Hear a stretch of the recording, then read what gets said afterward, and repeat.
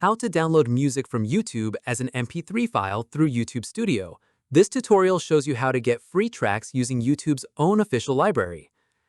First, open the YouTube Studio app on your device. After that, sign into your Google account if you aren't already.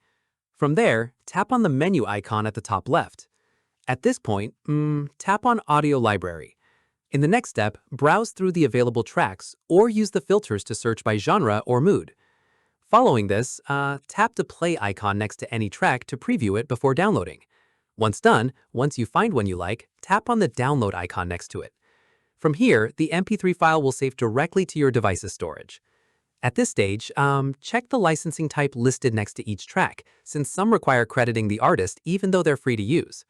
Keep in mind, this library only includes tracks YouTube has cleared for free use, so it won't include commercial or copyrighted songs from mainstream artists.